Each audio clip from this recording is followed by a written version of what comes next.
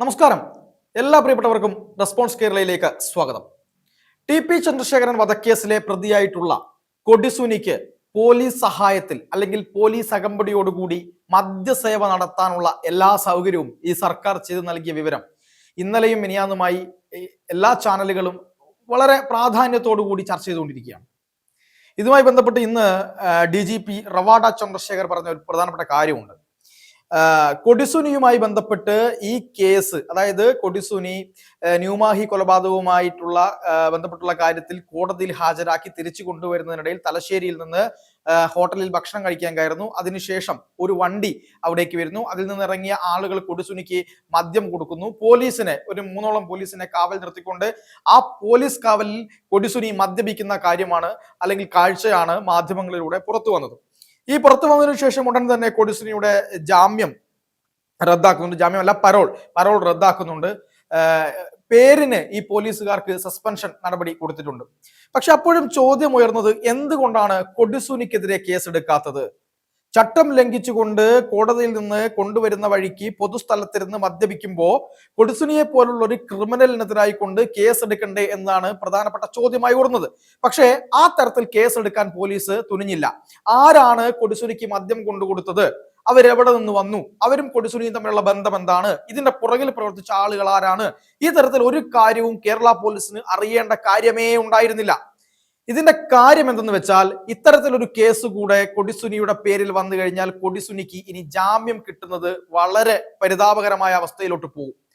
എനിക്ക് തോന്നുന്നു കാരണവർ വധക്കേസിലെ പ്രതിയായിട്ടുള്ള ഷെറിനാണ് ഈ പറയുന്ന കേരള ചരിത്രത്തിൽ തന്നെ ഏറ്റവും കൂടുതൽ ഒരു കൊലക്കേസിൽ പരോൾ ലഭിച്ച സ്ത്രീ എന്ന് പറയുന്നത്. എനിക്ക് തോന്നുന്നു 500 ദിവസത്തിൽ പരമാണ് അവർക്ക് ഈ പറഞ്ഞ പരോൾ ലഭിച്ചത്.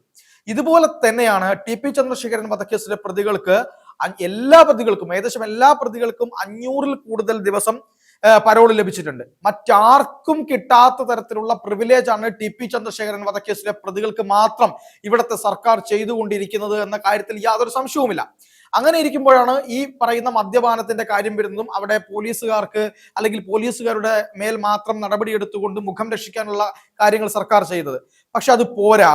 നേരെ ഈ കൊടിസുനിയുടെ പേരിൽ തന്നെ കേസ് എടുക്കണം എന്ന ശക്തമായ ആവശ്യം ഉയരുമ്പോഴും അത് തലശ്ശേരി SP ഉൾപ്പെടെയുള്ള ആളുകൾ, കണ്ണൂർ SP ഉൾപ്പെടെയുള്ള ആളുകൾ അത് പരിഗണിച്ചില്ല എന്നുള്ള കാര്യമാണ് നമുക്ക് മനസ്സിലാക്കാൻ സാധിക്കുന്നത്. പക്ഷേ റവാഡ ചന്ദ്രശേഖരനോട് ഇന്ന് മാധ്യമപ്രവർത്തകർ കൃത്യമായി ചോദിച്ചു, എന്തുകൊണ്ടാണ് നടപടി എടുക്കാത്തത്? അതിനു മുമ്പ് വേറൊരു കാര്യം, ഇന്നലെ P. ജയരാജൻ മാധ്യമങ്ങളെ കണ്ടപ്പോൾ പറഞ്ഞത്, കൊടിയായാലും വടിയായാലും ഈ ജയിൽ നിയമങ്ങൾ പാലിച്ചില്ലെങ്കിൽ നടപടിയെടുക്കും എന്നാണ് പറഞ്ഞത്. പക്ഷെ കേസെടുക്കാത്തതിനെ അദ്ദേഹം ന്യായീകരിക്കുന്ന ഒരു കാര്യമാണ് കണ്ടത്. അത് കൃത്യമായിട്ട് നമുക്ക് മനസ്സിലാവുമല്ലോ എന്താണ് ഇവരുടെ നിലപാട്, എന്താണ് കാര്യങ്ങൾ എന്ന് നമുക്ക് കൃത്യമായി മനസ്സിലാവും. പക്ഷെ റവാഡ ചന്ദ്രശേഖർ പറഞ്ഞത് കൊടിസുനിക്കെതിരെ കൃത്യമായി കേസെടുത്തുകൊണ്ട് മുന്നോട്ട് പോകും എന്ന കാര്യം തന്നെയാണ് അദ്ദേഹം DGP എന്ന നിലയിൽ പറഞ്ഞത്. അദ്ദേഹം DGP ആയി വന്നതിന് ശേഷം ഇവിടുത്തെ മയക്കുമരുന്ന് മാഫിയകൾക്കെതിരായി കൊണ്ട് ശക്തമായ നിലപാട് സ്വീകരിച്ചിട്ടുണ്ട് എന്നാണ് നമുക്ക് പ്രവർത്തനങ്ങളിലൂടെ മനസ്സിലാക്കാൻ കഴിയുന്നത്. പക്ഷേ ഈ ഒരു കാര്യത്തിൽ അദ്ദേഹത്തിന്റെ വാക്കുകൾ കൃത്യമാണെങ്കിൽ, വാക്കുകൾ സത്യസന്ധമാണെങ്കിൽ കൊടിസുനിക്കെതിരെ കേസെടുക്കുമെന്ന് തന്നെയാണ് മനസ്സിലാക്കുന്നത്. പക്ഷേ ആഭ്യന്തര വകുപ്പിൽ നിന്ന് അല്ലെങ്കിൽ മുഖ്യമന്ത്രിയുടെ പൊളിറ്റിക്കൽ സെക്രട്ടറി, അതുപോലെ തന്നെ മുഖ്യമന്ത്രി തുടങ്ങിയ ആളുകൾ റവാഡ ചന്ദ്രശേഖരനെ വിളിച്ച് വിരട്ടില്ലേ എന്ന ഏറ്റവും പ്രധാനപ്പെട്ട ചോദ്യം അവിടെ നിൽക്കുന്നുണ്ട്.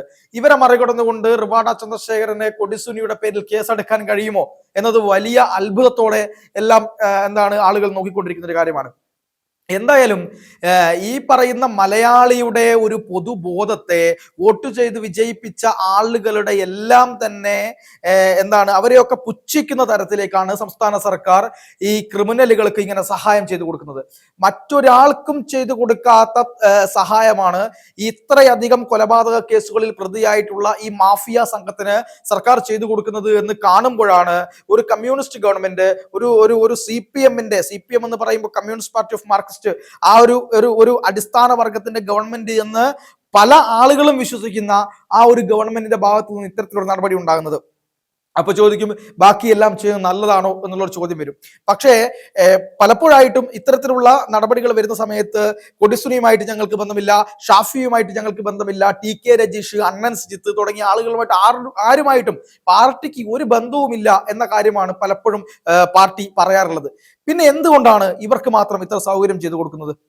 ഈ കണ്ണൂർ ജയിലിൽ ഗോവിന്ദച്ചാമി ജയിലിൽ ചാടിയ സമയത്താണ് കണ്ണൂർ ജയിലിലെ കാര്യങ്ങൾ കൂടുതലായിട്ട് ആളുകൾ അറിയാൻ തുടങ്ങിയത്. കണ്ണൂർ ജയിലിൽ എത്രത്തോളം സെക്യൂരിറ്റി ഉണ്ട്, അവിടെ എന്താണ് നടക്കുന്നത്, അവിടെ ഒരു പാരലൽ വേൾഡ് ആയിട്ട്, അതായത് CPM-ന്റെ ഒരു പാരലൽ വേൾഡ് ആയിട്ട് ഈ പറയുന്ന കണ്ണൂർ സെൻട്രൽ ജയിൽ മാറിയിരിക്കുന്നു എന്നുള്ള കാര്യത്തിൽ യാതൊരു സംശയവുമില്ല. അവർക്ക് അവിടെ എല്ലാ സൗകര്യങ്ങളും കൊടുക്കും, അവർക്ക് അവിടെ പ്രത്യേക ഭക്ഷണങ്ങൾ കൊടുക്കും, അവർക്ക് അവിടെ ഡ്യൂട്ടി എടുക്കേണ്ട കാര്യമില്ല. CPM-മായി ബന്ധപ്പെട്ട് നിൽക്കുന്ന തടവുകാർക്ക് അവിടെ ഭയങ്കരമായ സുഖമാണ്, അല്ലെങ്കിൽ എല്ലാ വിധത്തിലുള്ള സുഖ സൗകര്യങ്ങളും അവിടെ സർക്കാർ സ്പോൺസേർഡിൽ തന്നെ കൊടുക്കുന്നുണ്ട് എന്നുള്ള ഗൗരവകരമായ കാര്യമാണ് നമ്മളിപ്പോ കാണുന്നത്. ഇപ്പോൾ ടി പി ചന്ദ്രശേഖരൻ വധക്കേസിന്റെ കാര്യം എടുത്ത് തന്നെ പരിശോധിച്ചാൽ അദ്ദേഹത്തിന്റെ പത്നിയും MLA വടകര MLA-യുമായിട്ടുള്ള KK രമ പറഞ്ഞത് ഇവിടെ നടക്കുന്നത് ഈ ഒരാളെ 56 വെട്ടി കൊല്ലുക എന്നതിനപ്പുറത്തേക്ക് അങ്ങനെ കൊന്ന ക്രിമിനലുകളോട്, അങ്ങനെ കൊന്ന പ്രതികളോട് ഈ പറയുന്ന CPM കാണിക്കുന്ന സഹായവും സഹാനുഭൂതിയും ഇങ്ങനെ ചെയ്തുകൊണ്ട് വീണ്ടും വീണ്ടും ക്രിമിനൽ വൽക്കരണത്തിന്, അല്ലെങ്കിൽ എന്താണ്, ഒരു ക്രിമിനൽ പ്രവൃത്തി ചെയ്യാനുള്ള മറ്റുള്ളവർക്ക് ഊർജം കൊടുക്കുന്ന രീതിയിലേക്ക് CPM ചെയ്യുന്നു, അല്ലെങ്കിൽ സംസ്ഥാന സർക്കാർ ചെയ്യുന്നു എന്നാണ് KK രമ വിമർശിച്ചത്. എന്തായാലും വളരെ ഗുരുതരമായ കാര്യം തന്നെയാണ്. കണ്ണൂർ സെൻട്രൽ ജയിലിലേക്ക് സ്ഥലം മാറി പോകുന്ന ഉദ്യോഗസ്ഥരടക്കമുള്ള ആളുകൾക്ക് ഒന്നും ചെയ്യാൻ കഴിയില്ല. കാരണം ഉദ്യോഗസ്ഥർ ഇവരോട് എന്തെങ്കിലും പറഞ്ഞു കഴിഞ്ഞാൽ അവർക്ക് സ്ഥലം മാറ്റമായിരിക്കും, അവരുടെ കാര്യം കട്ടപ്പുകയായിരിക്കും. അതുകൊണ്ട് ഉദ്യോഗസ്ഥന്മാർ വിചാരിക്കും, എന്തിനാണ് തങ്ങൾ ഇത്തരത്തിലൊരു കാര്യം മനസ്സിലേക്ക് അല്ലെങ്കിൽ തലയിൽ എടുത്തു വെച്ച് തങ്ങളുടെ ജോലി വെറുതെ തെറിക്കുന്ന വിധത്തിലേക്ക് കാര്യങ്ങൾ എന്തിനു കൊണ്ടുപോകുന്നു എന്നൊരു ചിന്ത സ്വാഭാവികമായിട്ടും പോലീസ് ഉദ്യോഗസ്ഥർക്ക് ഉണ്ടാവും. അതുകൊണ്ട് തന്നെ പോലീസ് ഉദ്യോഗസ്ഥർ ഇതിൽ വലിയ കഷ്ടപ്പാടൊന്നും എടുക്കേണ്ട കാര്യമില്ല. കാരണം അവരവർക്ക് അവരുടെ കുടുംബം തന്നെയാണല്ലോ വലുത്. എന്തായാലും ഇത്തരം ക്രിമിനൽ പ്രവൃത്തി ചെയ്യുന്ന ആളുകളെ വോട്ട് ചെയ്ത ജനത്തിന് മുമ്പിൽ ഒരു പ്രശ്നവുമില്ലാതെ ന്യായീകരിക്കുകയും അവർക്ക് എല്ലാ സഹായങ്ങൾ ചെയ്തു കൊടുക്കുകയും അവരുടെ കല്യാണം ഉൾപ്പെടെയുള്ള കാര്യങ്ങളിൽ പങ്കെടുക്കുകയും ചെയ്തുകൊണ്ട് കേരളത്തിന്റെ രാഷ്ട്രീയ പൊതുബോധത്തെ, കേരളത്തിന്റെ പുരോഗമന ബോധത്തെ എല്ലാം തന്നെ വെല്ലുവിളിക്കുന്ന രീതിയിലേക്ക് സംസ്ഥാന സർക്കാർ മാറുന്നു എന്നുള്ളതാണ്. അതുപോലെ തന്നെ സദാനന്ദൻ മാസ്റ്ററുടെ കാല് വെട്ടിയ ആളുകൾ, രാജ്യസഭ MP ആണ് ഇപ്പോൾ അദ്ദേഹത്തിന്റെ കാല് വെട്ടിയ ആളുകൾ 30 വർഷത്തിന് ശേഷമാണ് ഇപ്പോൾ വീണ്ടും ഹൈക്കോടതിയിൽ കീഴടങ്ങേണ്ട അവസ്ഥയിലേക്ക് പോകുന്നത്. അങ്ങനെ കീഴടങ്ങുന്ന സമയത്ത് അവർ പോകുമ്പോൾ അവരെ മുദ്രാവാക്യം വിളിച്ച് യാത്രയാക്കുന്ന CPM-ന്റെ പ്രവർത്തകരെയാണ് നമ്മൾ കാണുന്നത്. അങ്ങനെ CPM-ന്റെ പ്രവർത്തകർ മുദ്രാവാക്യം വിളിച്ച് യാത്രയാക്കുന്ന സമയത്ത് ഇവരുടെ സീനിയർ നേതാവായിട്ടുള്ള KK ശൈലജ ടീച്ചറും അതിന്റെ കൂടെയുണ്ട്.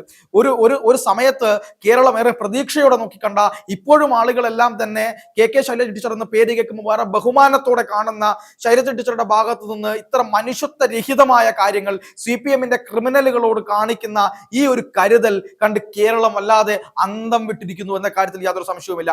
ഒരിക്കലും KK ശൈലജ ടീച്ചർ പോലുള്ള ഒരാളുടെ ഭാഗത്ത് നിന്ന് നമ്മൾ ഇത് പ്രതീക്ഷിക്കുന്നില്ല. എങ്ങനെയാണ് ഇവർക്ക് ഇത്തരത്തിലുള്ള കാര്യങ്ങൾ ചെയ്യുകയും എന്നിട്ട് പൊതുജനങ്ങളുടെ മുമ്പിൽ വന്ന് ഇത് ന്യായീകരിക്കുകയും ചെയ്യാൻ സാധിക്കുന്നത് എന്നതാണ് നമ്മളെയൊക്കെ അത്ഭുതപ്പെടുത്തുന്നത്. എന്ത് തന്നെയായാലും സദാനന്ദൻ മാസ്റ്ററുടെ കാല് വെട്ടിയ ആളുകൾ, അല്ലെങ്കിൽ TP ചന്ദ്രശേഖരൻ വധക്കേസിലെ പ്രതികൾ, ഇവർക്കൊക്കെ സഹായം ചെയ്യുന്നത് ഇതിന്റെ കാര്യം പറയുമ്പോൾ നമ്മളോട് പറയുന്നത് മറ്റുള്ള രാഷ്ട്രീയ പാർട്ടിക്കാർ അങ്ങനെയൊക്കെ ചെയ്തിട്ടില്ലേ, കോൺഗ്രസ് ഇങ്ങനെ ചെയ്തിട്ടില്ലേ, BJP ഇങ്ങനെ ചെയ്തിട്ടില്ലേ എന്നൊക്കെയാണ് ചോദിക്കുന്നത്. ശരിയാണ്, എല്ലാവരും എല്ലാം ചെയ്യുന്നുണ്ടാവും. പക്ഷേ അങ്ങനെ ചെയ്യുന്ന സമയത്ത് ആ തെറ്റുകൾ തന്നെ തങ്ങളും ചെയ്യും, അവർ ആ തെറ്റ് ചെയ്തുകൊണ്ട് ഞങ്ങളും ഈ തെറ്റ് ചെയ്യുമെന്ന് പറഞ്ഞുകൊണ്ട് ന്യായീകരിച്ചു കൊണ്ടേയിരിക്കുന്ന ഒരു സൈബർ ലോകത്തെയാണ് നമ്മൾ ഇതിന്റെ പുറകിൽ കാണുവാൻ സാധിക്കുന്നത്. എന്തായാലും കേരളത്തിൽ വലിയ പ്രതിഷേധമുണ്ട്, കേരളത്തിൽ വലിയ സംസ്ഥാന സർക്കാരിനെതിരായുള്ള വികാരമുണ്ട്. അതിനിടയിലാണ് ഇത്തരത്തിലുള്ള ചില കാര്യങ്ങൾ കൂടെ സംസ്ഥാന സർക്കാരിന്റെ ഭാഗത്തുനിന്നും ജയിൽ അധികാരികളുടെയും CPM-ന്റെയും ഒക്കെ ഭാഗത്തുനിന്നും ഉണ്ടാവുന്നത് എന്നത് ഏറെ സങ്കടകരമാണ്.